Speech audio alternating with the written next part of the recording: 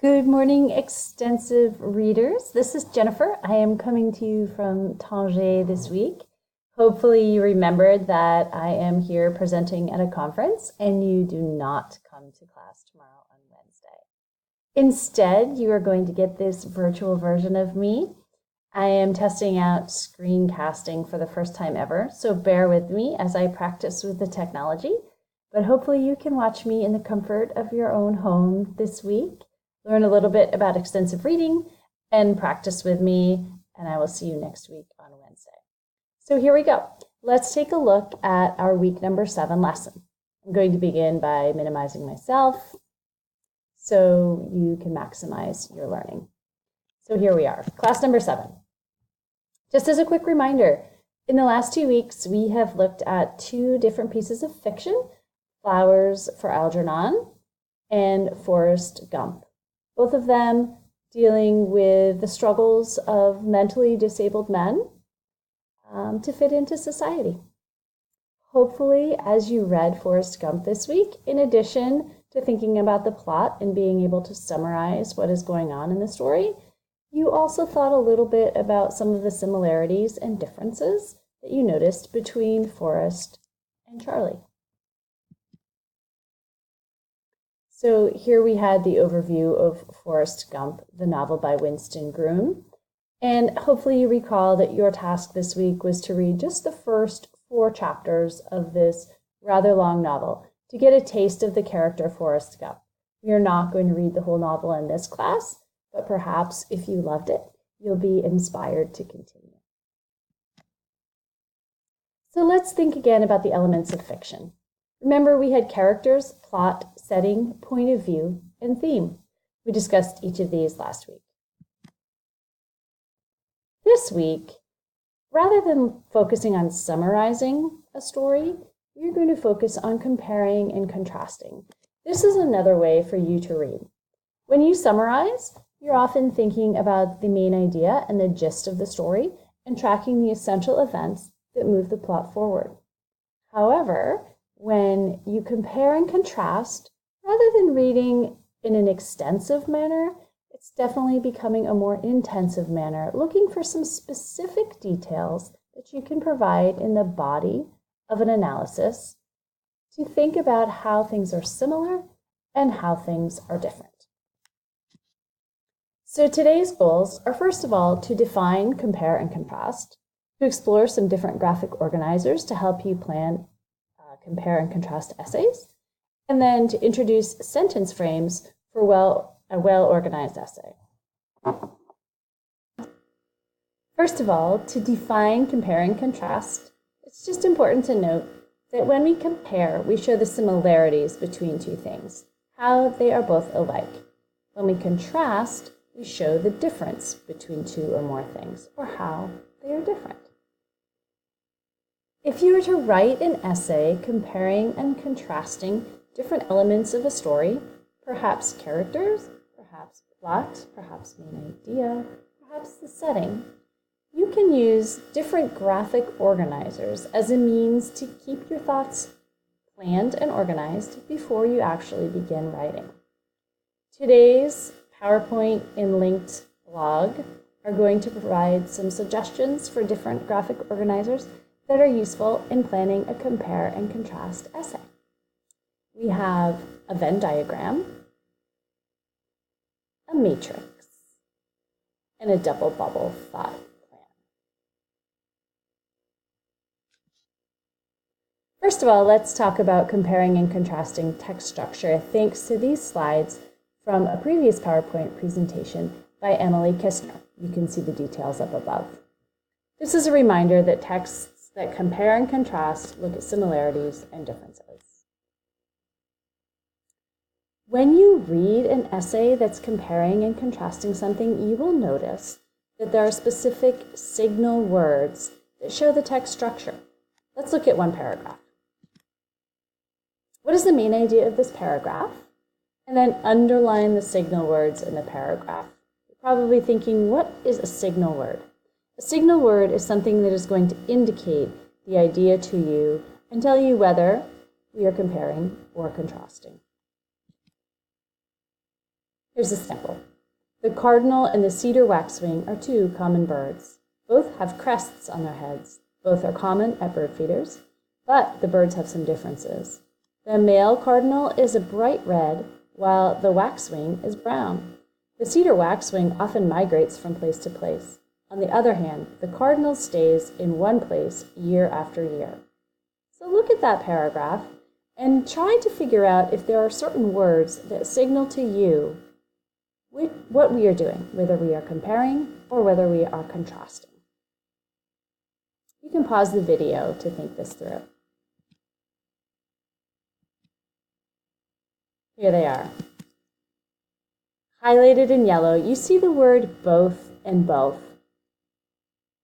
Those are obviously for comparing things. Both of these means these things are similar. But contrasting is about differences. So the word difference, while, on the other hand, conversely, in contrast, would all indicate that we are comparing differences. So here are some signal words that you might use in your writing when you are comparing and contrasting. Now let's look at graphic organizers. You can organize similar and different details from a paragraph in a Venn diagram.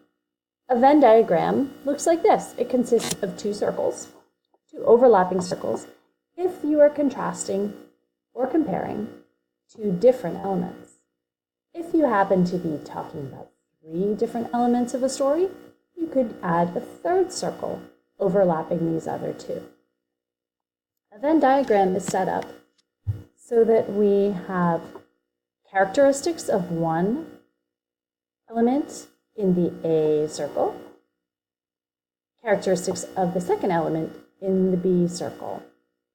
What goes in the middle are similarities, things that element A and element B both share. Things that go outside of this darkly shaded area are things that are different between the two elements. Another choice would be the matrix.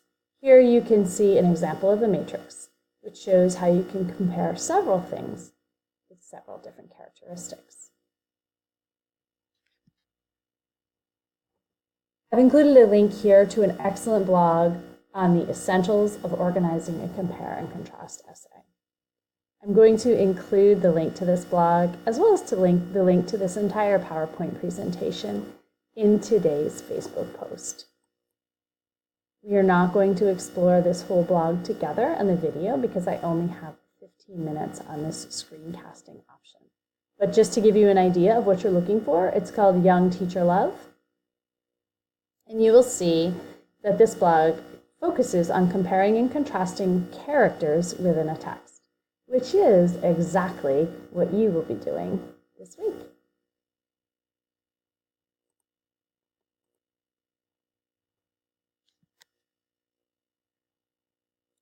The next thing you're going to look at are paragraph frames. These are pre-writing tools that help you write well-developed paragraphs. They give you some really specific ideas about how you can formulate a compare and contrast paragraph in this case that will leave it clearly defined, well organized, and obvious about whether you are talking about similarities or difference throughout. Let's take a quick look at this link so you can get an idea of what paragraph frames are. You also may hear these referred to as sentence frames from time to time.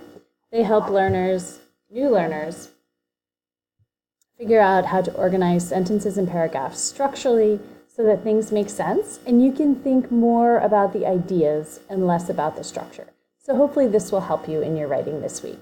You can see in this compare and contrast paragraph frame that you've been given a way to start the paragraph, suggestions on how to add to the body of your paragraph with some really specific vocabulary over here, starting with the transition word first, filling in the two items that you are comparing, and then telling why they're similar. Then you can add information using the word additionally and then this signal word, both, and talk about more similarities. When you see this word, on the other hand, it indicates to us that we are switching to the contrast and we're going to talk about differences. Once again, you can order your thoughts by using transition words like first, next, finally, and adding coordinating conjunctions such as but to indicate that this is a contrast, not a comparison. Finally, here's a suggestion for a conclusion. You can use the word clearly. This reminds the reader, not the writer, that you are writing about compare and contrast, and you have given some very clear examples along the way. And here in the final part of the matrix, you see a complete paragraph frame for a compare and contrast paragraph. Hopefully that's helpful to you. So, as you may have guessed, your job this week is to write a compare and contrast paragraph. We are going to be comparing the two characters, Charlie Gordon and Forrest Gump. So, before you begin writing, your first job is to reread both Flowers for Algernon and the first 4 chapters of Forrest Gump. But read them with the mindset that you're going to need to find similarities and differences between the two characters. It would be a great time to mark the text and write down some specific ideas, quotations, or paraphrase sentences which you believe illustrate these similarities and differences. They're going to provide evidence for your opinions. For example, if you say, Charlie Gordon and Forrest Gump are both mentally disabled men. What evidence do you have of that? I am pretty sure in both texts you could find some information about the IQ or outside perspective of witnesses or friends of Charlie and Forrest that will describe why they are labeled as mentally disabled. So look for that kind of information as you write. It may help to brainstorm before you get started. Can you remember some of the important elements of each of these characters? And do you have some ideas already about ways that they are similar and ways that they are different that you would like to compare and contrast? I thought of a few different things that I would look at if I were writing about these two characters, and I'm happy to share them with you in case it helps you get started. For instance, one thing I thought about is their family situation. How are they similar? How are they different? Maybe you'll talk about the school. What kind of school do they go to? Do they go to school? Talk about their teachers and their interactions with people who are supposed to help them learn. Perhaps romance comes into the picture. Or just their IQ? How aware are they of their own situations?